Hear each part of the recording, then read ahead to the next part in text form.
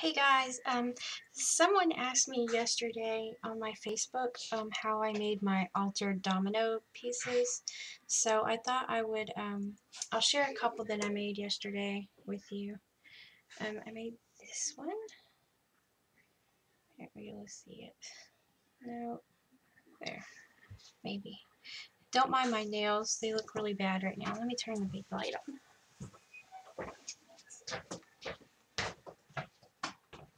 Maybe that'll help.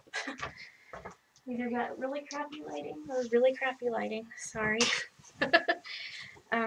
So I made this guy, and I made this guy, and this one is really pretty. I think he's my favorite one, maybe. And this one, and then just a simple one. And this one. And sometimes I drill the hole and sometimes I don't. That's why my Dremel's sitting here. It just, for these, it takes a super duper long time for it to drill through. So I'm just going to glue some bales on these. And then I have these, I don't know where I found these tiny little bitty one guys, but I'm going to make earrings out of these little ones. So I got two. I may only do one for the sake of time, but to give texture to the piece, I get like a piece of pattern, and that's what I stamp my images on, and you'll see how I do it. So I'm just going to ink up a stamp.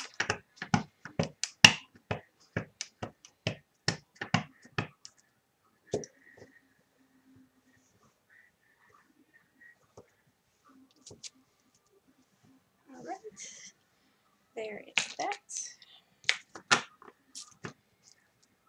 I might have to do this again for the earrings. I don't know how I'm going to do this exactly yet. I just know what I'm using.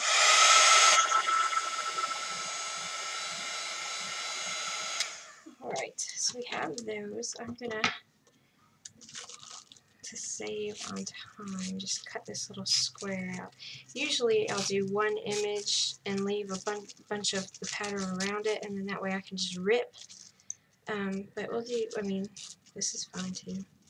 These are in little squares, and you cut out the little squares, so I can work with that too. So I'm going to leave these guys right there, put that out of my way, put these up here, and then I am going to get a piece of paper,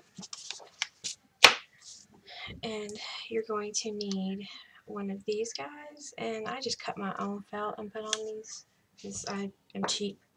And then you're going to need some alcohol ink. So for this one, I think I'm going to use Currant, silver, and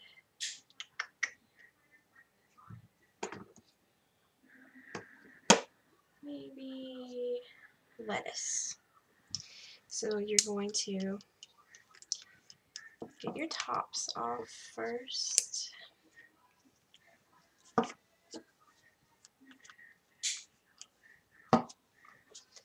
And you're going to come over here. I should have shipped that up first. Huh? Yeah, that was dumb. You're going to put some ink on your thing here.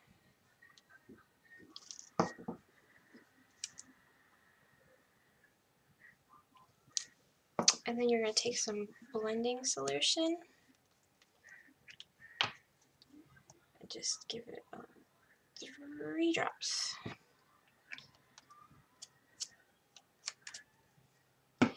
Then you're going to come to your domino and just start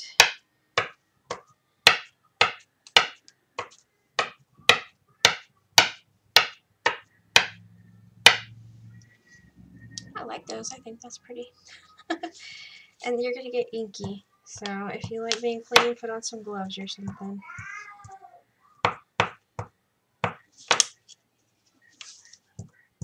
And I don't worry about it. I don't worry about putting my fingers on it while it's wet, and I'll show you why in just a second. And I ink the whole thing, even the back. So I'm going to flip this back over and go over the top again. I like that. Again, still like it. So I'm going to kind of my sides and do the sides again. Like that. Oh, and my back. And then I'm just going to make sure I like the front. I want a little bit of every single color. So there is that. Let's see.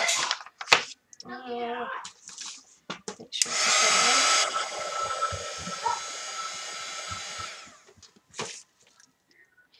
So there's this piece. Let's see if you can see the colors. It's very pretty. It's like green. Well, you saw the colors I used. So let me pick.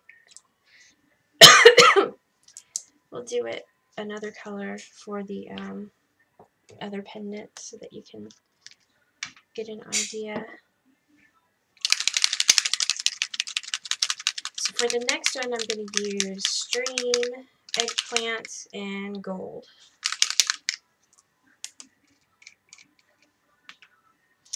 So I'll take this guy off. I will put my gold on, my eggplant, and my stream, and my blending solution.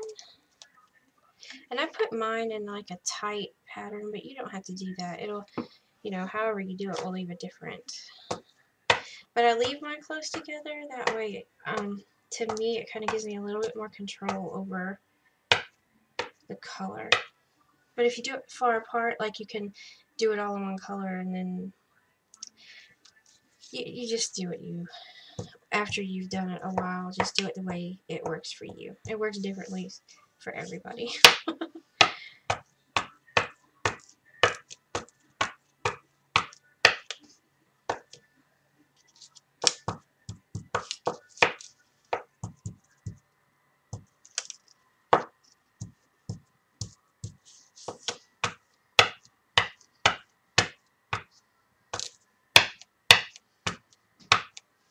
And let's say that you thought that was too much blue.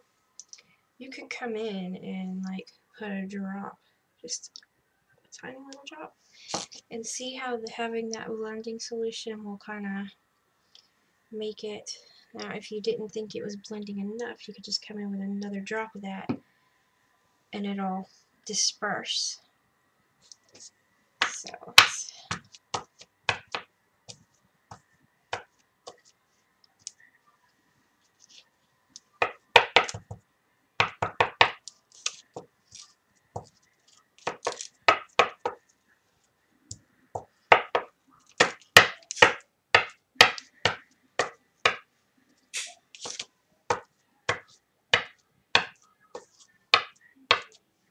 alright, I like that. I think that's pretty.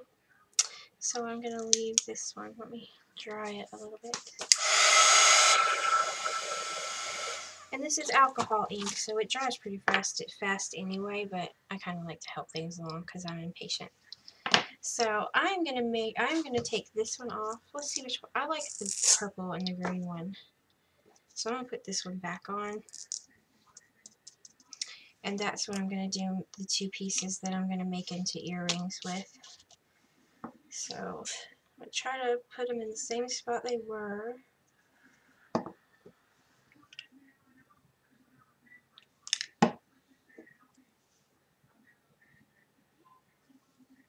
Add some blending solution.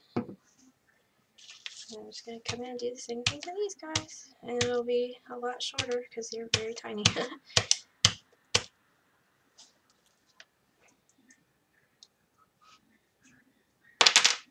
Yikes.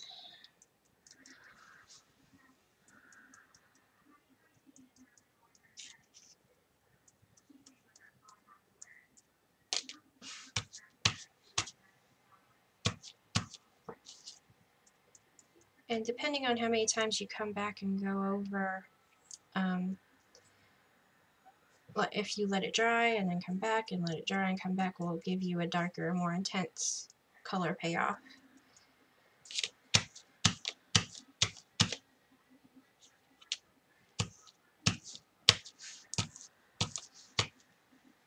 So I like how that looks actually. So we will work with that.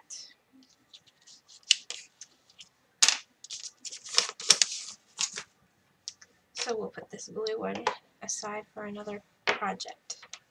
Now what you're going to need is, I'm going to use Mod Podge. You can use wax to put this on, like floor wax, but I'm not going to do that. I'm just going to use my trusty dusty Mod Podge. So I'm going to come back in and get my images that I stamped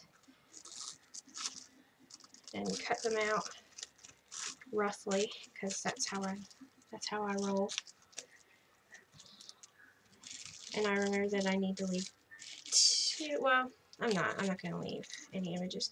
This would be enough to do 2 pendants. I'm going to do the earring. I'm just going to stamp directly onto the earrings, so I can show you how to do both of these pendants. I have enough. So what I'm going to do is just come in here with the Mod Podge and go over my piece. Most of the time I don't cover the whole piece, but I still Mod Podge the entire front of the piece because I think it protects things and it's just easier to smush things around. You may want to move something, so you may want to move the paper around when it gets on there. I think it's just better to do it that way. And then I will come down the sides, do the top, do the bottom, and this side. And this doesn't have to be perfect. So I think I'll use this one, this piece right here, for this one, and I'll just kind of layer it and push it in. This is tissue, so it's going to absorb through the top of the paper. And I like that. I think it's pretty. So then I'm just gonna smush down my sides. Smush this down into the glue that I put on the side here. It doesn't have to be perfect. It just has to be as flat as you can possibly get it. And then usually what I'll do is just rip this excess that would go around the back. I just rip it off. Doesn't have to be perfect. And then I'll come in and put another piece of glue on top, or put another layer of glue on top of the paper, just to ensure that it is protected, encased, however you would like to think of it. I don't want this paper to come off ever, so I'm going to seal it with the Mod Podge. And then you just place that to the side and wait for it to dry. So we're going to do the same thing with this other piece. Just going to glue. And I'm almost at 15 minutes, so this is going to be a 2-parter. Sorry about that. I was hoping I'd get it done in one part, but it doesn't look like that's going to happen. So at 15, I will go away and come back and do a part 2, which will have the ending in it. I'll edit just for you if it's not done. So all I'm going to do in this piece is come in and do the same thing. Just going to layer it the way I like it. Push it down. The glue will ooze up through. I'll push the sides down like I want them. And then I'll go back over it with some glue. So I'll see you in a minute. Bye.